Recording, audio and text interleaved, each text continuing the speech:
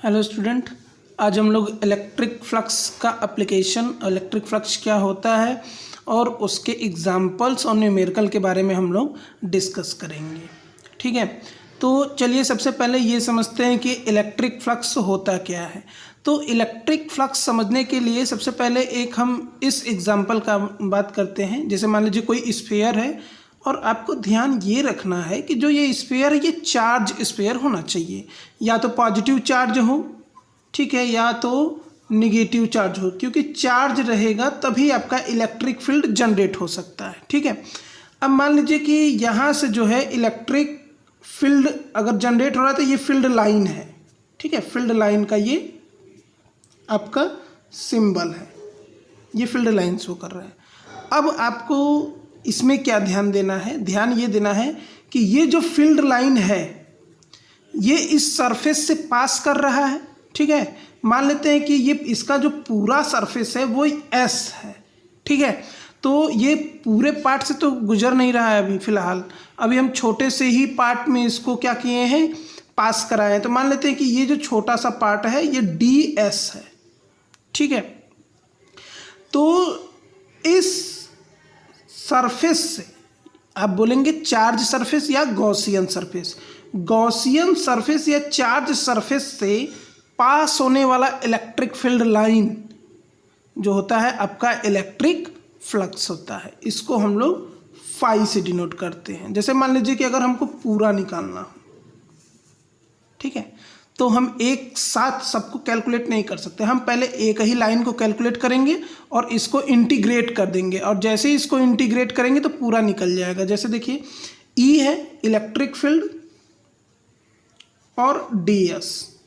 ठीक है, इसको हम क्या कर देंगे, इंटीग्रेट करेंगे, और होल इसको बोला जाता है होल इंटीग्रेशन, और ये होता है फाई ई के बराबर, इसको बोलते हैं इलेक्ट्रिक फ्लक्स। ठीक है, अब इसको कैसे पढ़ेंगे या इसका स्टेटमेंट या इसका डेफिनेशन कैसे देंगे, ये देखिए, टोटल इलेक्ट्रिक फ्लक्स, ठीक है, total passing electric flux surface, ये आपका क्या है, सरफेस, ये आपका क्या है, इंटीग्रेशन, यानी total passing electric flux through surface integration, या आप बोल सकते हैं surface integration of electric field line is known as electric flux. इसको हम लोग जो है कि लिख दे रहे हैं यहाँ पे कि surface integration, surface integration of electric field line is known as electric flux.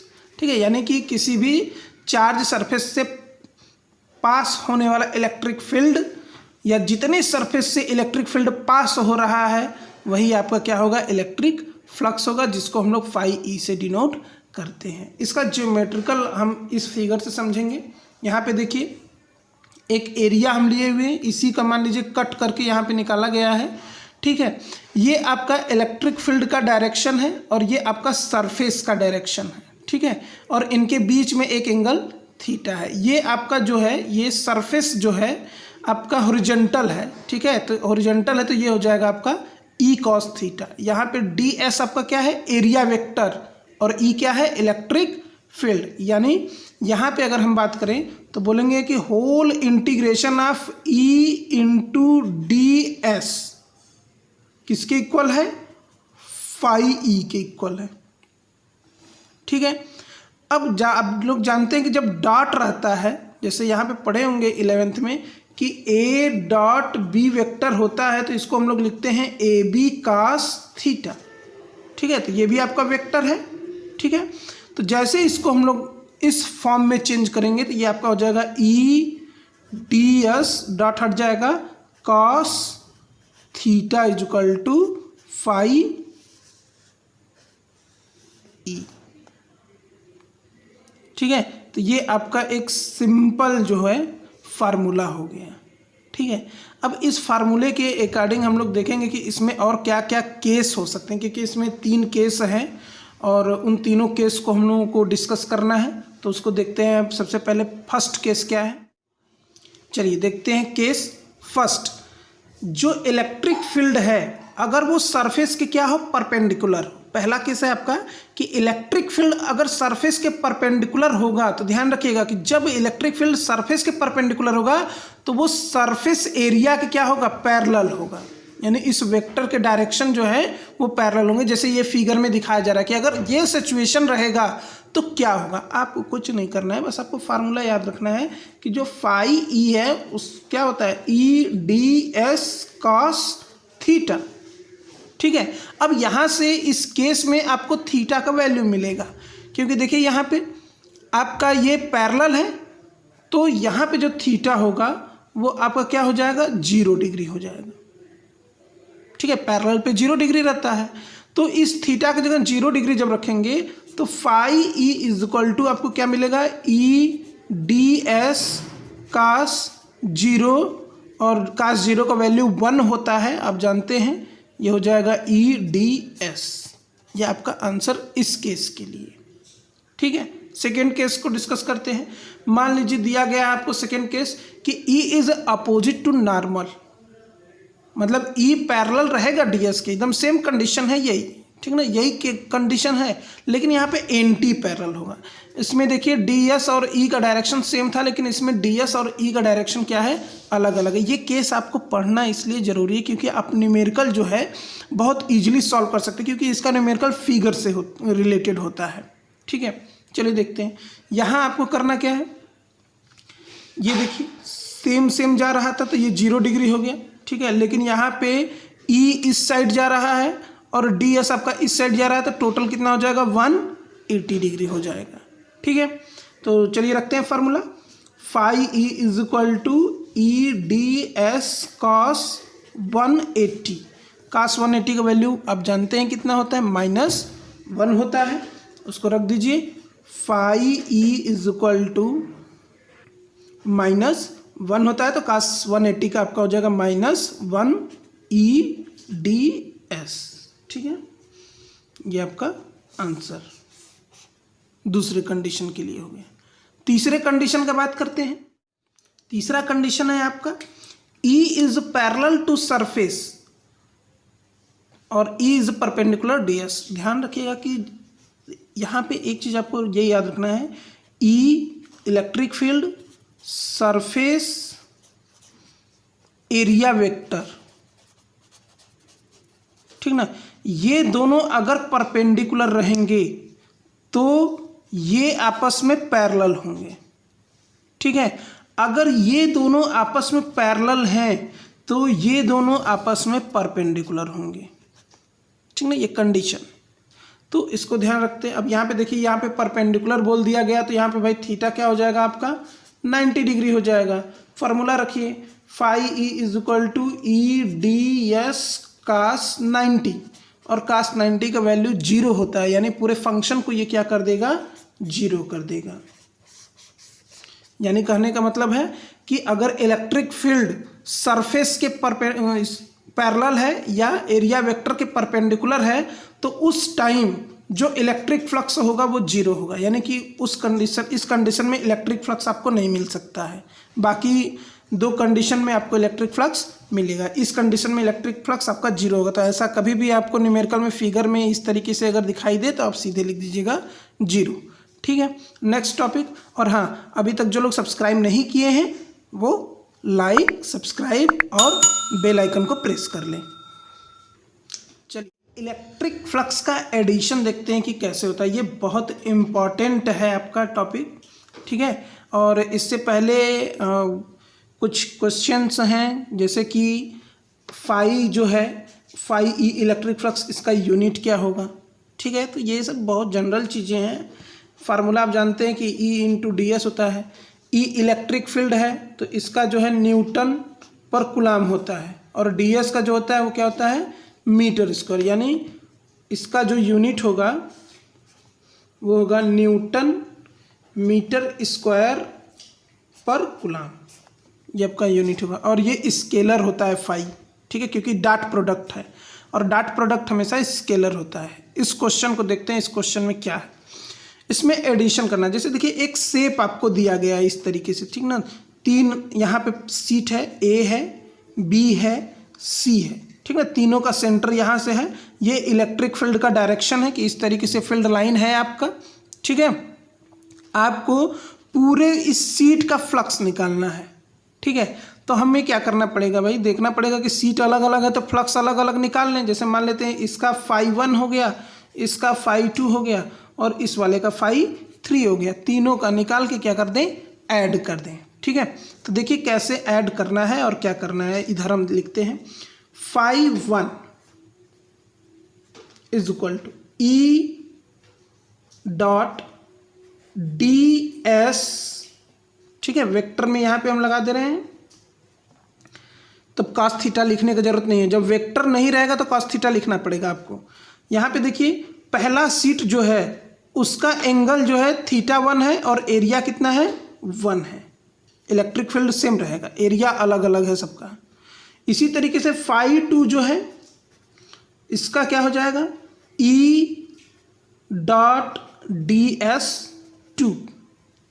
इसी तरीके से सेम इसका φ3 is equal to E dot ds3, ठीक है। तीनों का फ्लक्स निकल गया। अब आपको करना क्या है, हमेशा सेंटर से ही इसको निकालना है। अब नेट निकाल दीजिए, तो φ इज इक्वल टू आपका हो गया φ1 φ2 φ3। ध्यान रखिएगा कि अगर इलेक्ट्रिक फील्ड और इनका जो एरिया है डायरेक्शन जैसे नियर अबाउट सेम है तब तो सब प्लस होंगे, लेकिन अगर डायरेक्शन चेंज हो गया तो आप माइनस यहाँ पे लगाएंगे, ठीक है। चलिए वैल्यू रखिए E dot ds1 plus E dot ds2 plus E dot ds3।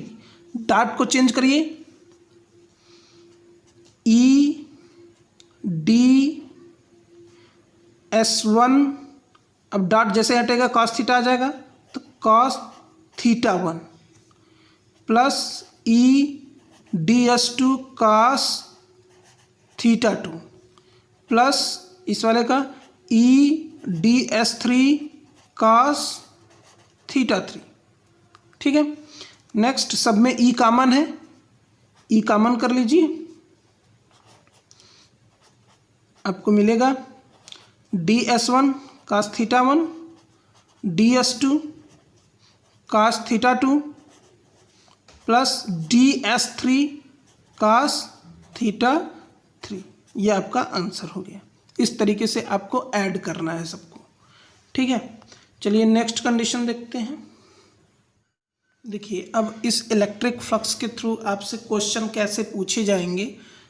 दो क्वेश्चन हैं, दोनों क्वेश्चन को हम लोग डिस्कस करेंगे। एक आपका वर्ड टाइप का है, एक फिगर टाइप का है, ठीक है। तो पहले वर्ड वाला देखते हैं हम लोग क्या होता है। इसमें देखिए आपको क्या दिया गया है, इलेक्ट्रिक फील्ड आपको इतना दिया गया है न्यूटन पर कूलम, ठीक है।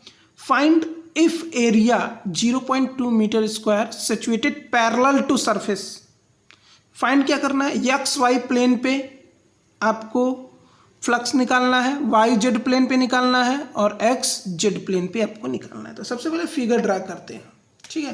क्वेश्चन नोट कर लीजिएगा। चलिए आगे देखते हैं सॉल्यूशन। सबसे पहले फिगर,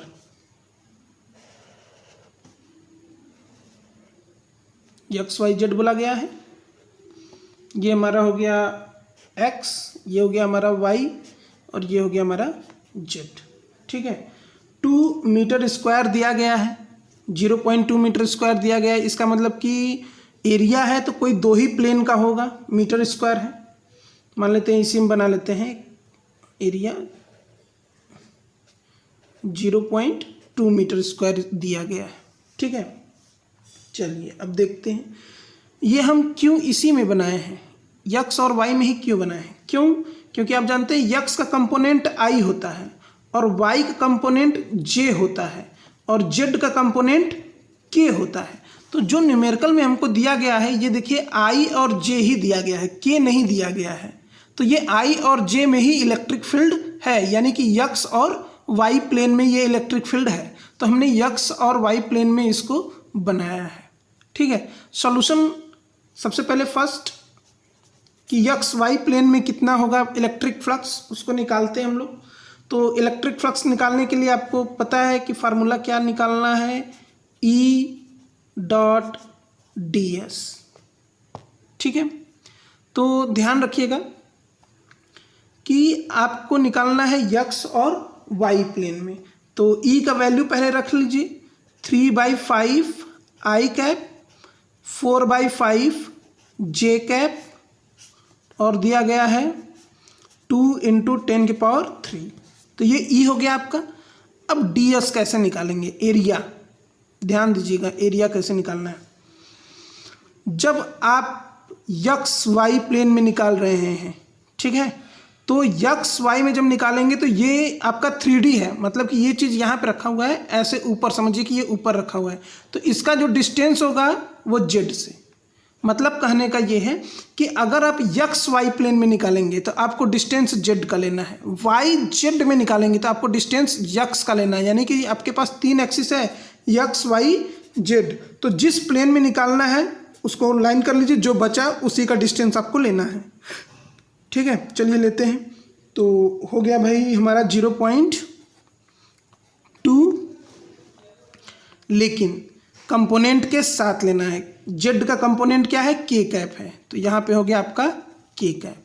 अब इसको मल्टीप्लाई करना है। ध्यान से सोचिएगा कि डाट में डाट प्रोडक्ट जब होता है हमारा, ठीक है, ये डाट प्रोडक्ट है, डाट प्रोडक्ट में होता है तो हम क्या करते हैं, मल्टीप्लाई आई का आई से मल्टीप्लाई करते हैं, जे का जे से करते हैं और के का के से। तो इसको हम थोड़ा सा और अच्छे से लिख ले रहे हैं, 2 × 10⁻³ है ये आपका, और ये आपका है 3/5 I cap plus 4/5 J cap plus 0 के कैप, क्योंकि के कैप नहीं है तो 0 हम मान ले रहे हैं। ठीक है, इसी तरीके से इसमें अगर बात करें तो इसमें केवल के कैप है, यानी 0 आई कैप, 0 जे कैप प्लस 0.2 के कैप, देख लीजिए। ठीक है, तो आई का आई में मल्टीप्लाई हुआ तो 0 मिल गया, जे का जे में मल्टीप्लाई हुआ तो देखिए इसका 0 है कोफिशिएंट, इसका 4/5 है तो 0 ही होगा, प्लस 0 के और 0.2 के, तो 0 × 0.2 क्या मिलेगा, 0 मिलेगा। और इसमें आपको 2 × 10⁻³ से मल्टीप्लाई करना है तो रिजल्ट आपका क्या मिलेगा, 0। यानी एक्स वाई प्लेन में आपका जो फ्लक्स है एक्स वाई के लिए वो है 0 Nm²/कूलम, ये आपका आंसर। ठीक है, सेकेंड प्लेन के लिए बात करते हैं हम लोग, सेकेंड प्लेन का। चलिए एक्स वाई प्लेन निकल गया, अब वाई जेड प्लेन निकालते हैं। ठीक है, तो सबसे पहले आप वैल्यू रख लीजिए, आप phi e = E dot D S. ठीक है, रखिए, ई का वैल्यू आप जानते हैं, दिया गया है क्वेश्चन में, 4/5 आई कैप प्लस ये 3 है आपका, 4/5 जे कैप और 2 × 10⁻³ है इधर आपका, डॉट, बस डॉट लगाइए, जे। अब एस का देखिए कैसे रखना है, वाई जेड है ना, तो अब यक्स का लेना है आपको, और यक्स का कंपोनेंट क्या है, आई है। कितना दिया गया है, 0.2। ठीक है, अब पहले इसको आप इसमें मल्टीप्लाई कर लीजिए, उसके बाद ही सॉल्व करेंगे हम। ठीक है, चलिए देखते हैं। पहले 2 × 10⁻³ कर लीजिए इसमें, तो ये 2 × 3 = 6 × 10⁻³/5 आई कैप प्लस 2 × 4 = 8/5, ये 10⁻³ है, जे कैप, ये हो गया आपका, डॉट 0.2 आई कैप। तो डॉट वाले में केवल हम जानते हैं कि सेम टू सेम मल्टीप्लाई करते हैं, आई का आई में, जे का जे में, तो इसमें देखिए केवल आई है, जे है ही नहीं, के है ही नहीं, तो उसका वैल्यू 0 हो जाएगा। तो केवल आई का आई से मल्टीप्लाई कर दीजिए, यानी 6 × 10⁻³ × 0.2 आई डॉट आई = 1। ठीक है, अब इसको सॉल्व करना है आपको, सॉल्व करते हैं। देखिए 6 × 10⁻³ है और 0.2 को आप लिख सकते हैं 2/10। ठीक है, चलिए ये हो गया आपका 12 इंटू 10⁻³ / 50। अब इसको सॉल्व कर लीजिए, आपका आंसर आ जाएगा नियर अबाउट, ये देखिए आपका, इसमें एक जीरो आप इसको दे देंगे तो ये आपका हो जाएगा 120 इंटू 10⁻² हो जाएगा अपन 50, ये जीरो से जीरो आपका कैंसिल हो गया और ये आपका हो जाएगा 5 5 2 जा 10 और 5 4 जा इंटू 10⁻², न्यूटन मीटर स्क्वायर पर कूलम। ये आपका वाई जेड प्लेन के लिए हो गया, ठीक है, वाई जेड प्लेन के लिए आपका आंसर हो गया। अब जेड एक्स का निकालते हैं। देखिए जेड एक्स का कैसे निकलेगा आपका, फाई इज इक्वल टू आपको पता है एक्स और जेड का निकालना है, ठीक है, ई डॉट डी एस, ई का वैल्यू आपका है 2 इंटू 10⁻³ और ये है 3/5 I cap 4/5 J cap dot D S. X और जेड है, यानी अब आपको लेना कितना, किसका डिस्टेंस है, वाई का, और वाई का कंपोनेंट क्या होता है, के होता है, यानी 0.2 के का, ठीक ना। यक्स का आई कंपोनेंट, वाई का जे कंपोनेंट और जेड का के कंपोनेंट। अब फिर से देखिए मल्टीप्लाई करिए, आपको सेम से मिल रहा है, इसमें आई जे है, इसमें आई जे है ही नहीं, इसमें के है, इसमें के है ही नहीं, तो मल्टीप्लाई होगा ही नहीं, क्या हो जाएगा 0, यानी केवल एक प्लेन में आंसर आपको मिल सकता है।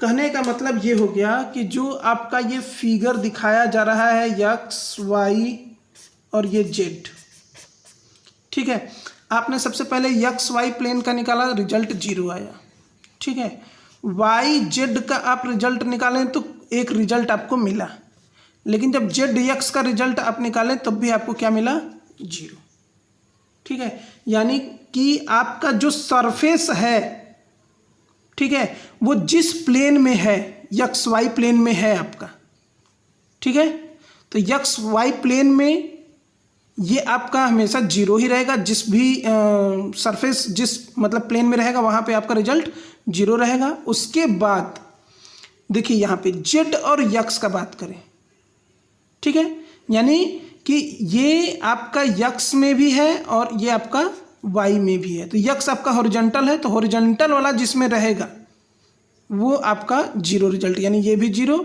ये यक्स देखिए हॉरिजॉन्टल इसमें भी, तो ये भी रिजल्ट 0, बस रिजल्ट किस में मिलेगा, इस वाले कंडीशन में मिलेगा, जेड और वाई, चाहे वाई या जेड में। अब दूसरा न्यूमेरिकल देखते हैं।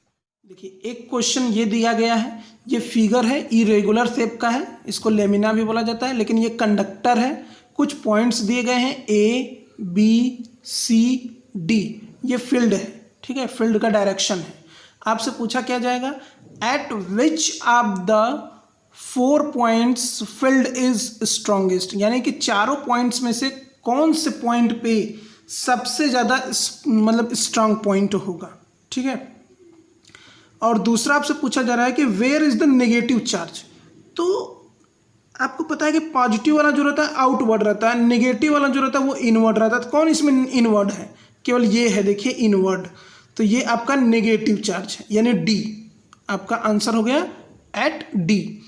अब बात करें पहले का, तो eight which of the 4 points field is strongest, किस पे स्ट्रॉन्गेस्ट है, तो जहाँ पे फील्ड लाइन ज़्यादा होगा वहाँ पे स्ट्रॉन्गेस्ट होगा, तो यहाँ बी पे देखिए केवल एक है, वो भी बी पे है नहीं, बी और इस पॉइंट के बीच में है, ठीक है, और यहाँ पे देखिए सी पे आपका लगभग 3 पॉइंट है, सबसे ज़्यादा है, तो यहाँ पे इलेक्ट्रिक फील्ड लाइन ज़्यादा है, तो यहाँ पे ये स्ट्रॉन्ग होगा, यानी सब पॉइंट में सबसे स्ट्रॉन्गेस्ट सी होगा और डी जो है निगेटिव होगा आपका, ठीक है।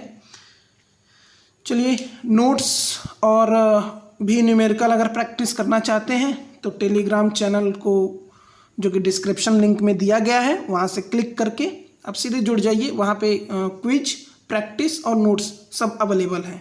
Thank you.